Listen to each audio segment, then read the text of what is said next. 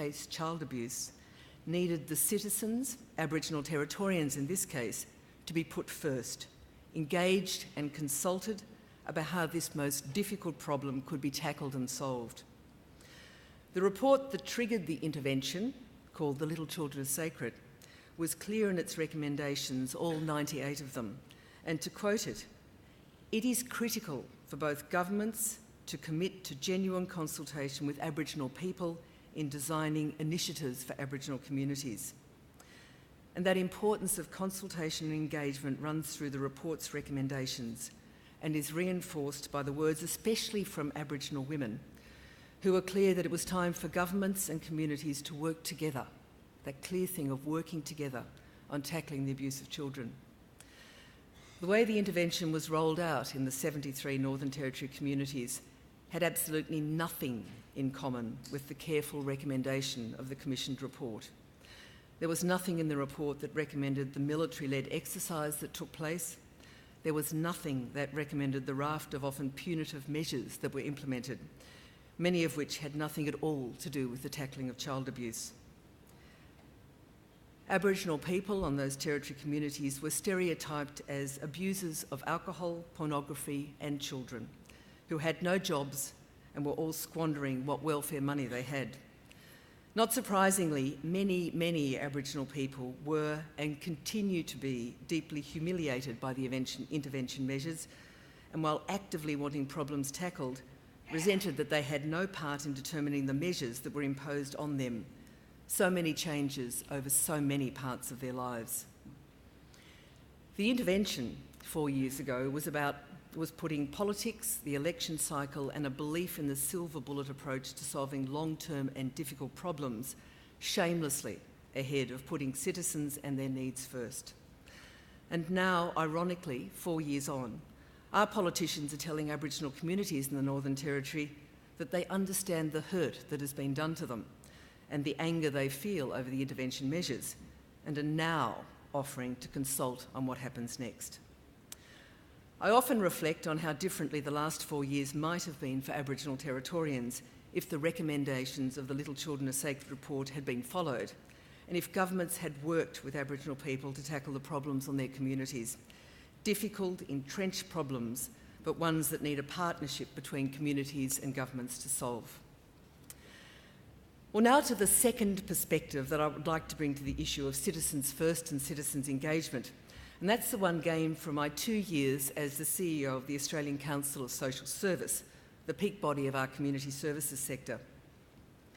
I think this is an important perspective because these organisations like the Red Cross, Vinnies, People with Disabilities, are ones formed by citizens who have boards that are voluntary and who do the often difficult work on the ground with our citizens who are often in the most disadvantaged circumstances.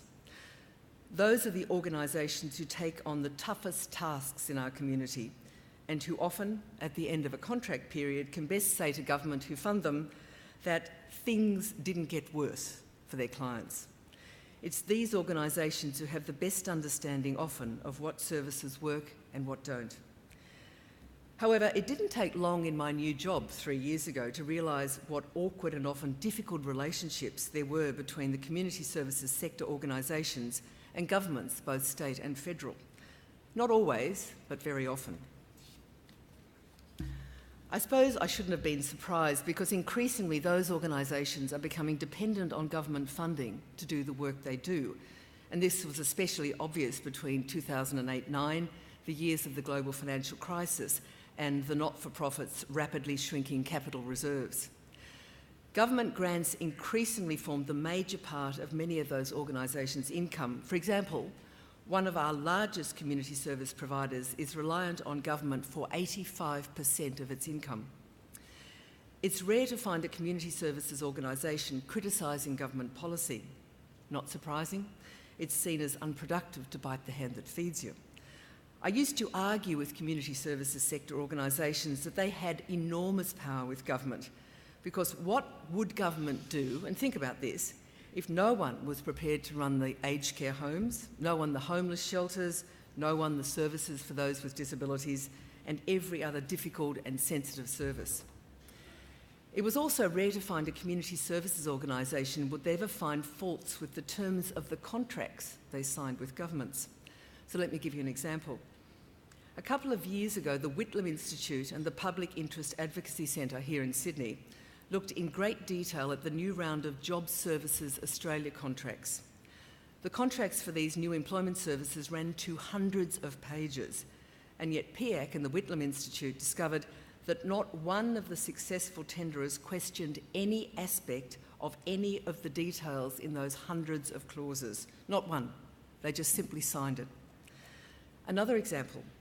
I was shocked at ACOS in looking through our contract with government, which was for just over half the ACOS funding. The remainder comes from membership and things like conferences. That there was a clause that said government could determine the ACOS staff and direct me to remove an unacceptable employee. And here was I thinking that was my role and maybe the board's role, but that was in the contract. The relationship between governments and those with whom they have those contracts will never be an equal one. That's logical, and was spelt out clearly in the Productivity Commission's report a couple of years ago on the contribution for the not-for-profit sector. But it can work much better. And here again, the Productivity Commission went into considerable detail about how this could happen. Recommendations for the operation and accountability of the not-for-profits, and equivalent ones for governments.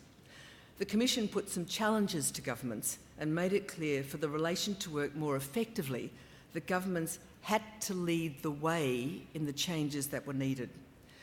One of the biggest changes needed for the community services sector to operate more effectively was to governments to find a way to reduce the amount of red tape that was smothering many organisations, especially targeting those short-term contracts with unrealistically high reporting requirements.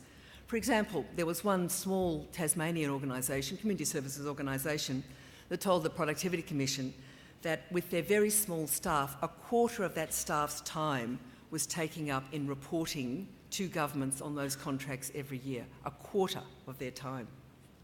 And that was what they were doing instead of delivering the services. They were drowning in paperwork. Community service organisations have no problem with accounting for funding. Well, the principle of it, sometimes they struggle to do it, but have watched the time taken to do that accounting grow disproportionately over the last decade. The Productivity Commission also recommended that not all contracts should be the same, that a one-model-fits-all contract probably doesn't deliver the best outcomes, that the model of contract should be more responsive to the kind of service being funded. Along with more flexible contracts came the recommendation that community services organisations should also be more involved in designing those contracts, although of course when you have competitive tendering that can be a bit tricky. There were many more recommendations. Productivity Commission reports are always full of great substance, targeting both the operations of government and the not-for-profit sector.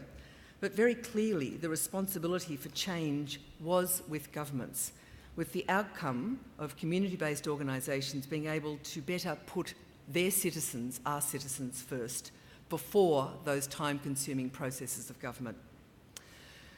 Now to my third area of comment, and that's the work I'm presently doing in Katherine. I'm working with, that's 300 k's south of Darwin. I'm working with the community and community organisations to develop a new alcohol management plan for the town and the region. I could talk about the damage caused by alcohol abuse, particularly for Aboriginal people in the Katherine region, and how, very sadly, it has not diminished in the last 4 years. In fact, what I found 4 years after the intervention, which one of its targets was to tackle alcohol consumption, that people are describing it as now more damaging, more desperate and more disruptive. And what was effectively an attempt at prohibition under that intervention simply hasn't worked. The alternative, of course, is Aboriginal people and their organisations working out how they move to a responsible consumption of alcohol model. And there are some excellent examples of that in the Northern Territory that have been in place for many years. But the challenge that has emerged as I work with organisations funded to tackle that broad issue of alcohol abuse is how to grow the strength and sustainability of organisations that provide those services in a small community the size of Katherine, which is 10,000 people. Governments provide funds for services, mostly on a competitive basis. In the case of Catherine, those funds go both to homegrown organisations and to large national community service providers, each with a piece, sometimes a very small piece, of the funding pie. So what you have is a small town with many service providers, all facing the challenge of attracting and keeping staff, often reluctant to work cooperatively with each other for fear of losing in the next round of contracts, and struggling to increase their organisational capacity and sustainability. I think there has to be a better model. What if both levels of government stood back for a moment and analysed just what the service requirements of such a town are, and many such towns over Australia, and asked how can government funding do two things: enable organisations to deliver good and appropriate services and ensure that those organisations are sustainable. That is, big enough to hold and develop staff, to have strong local governance and be valued by their local community, and importantly, deliver the services that we all want them to deliver. Would effective funding of, say, 6 organisations be a much better option than small amounts of funding going to 15 or 20 organisations? It is a tricky but important issue for small towns, especially remote ones, where it's often difficult to get and keep well-trained staff. But if the funding intention and the service delivery intention and the putting citizens first intention is there, then it's a challenge that I think we need to tackle. Now, I know I've taken a fair amount of licence this afternoon with this keynote speech in the kind of general description of putting citizens first that you bore with me, starting with me in my 90 at my front door, and then got on to how we should perhaps abandon, in many cases, competition policy and competitive tendering. But I do hope there was some general wisdom, and I thank you for your invitation. Thank you.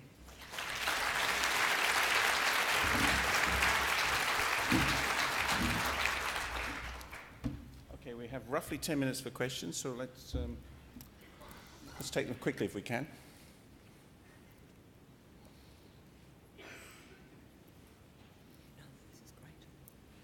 No, it's not. She said it was great.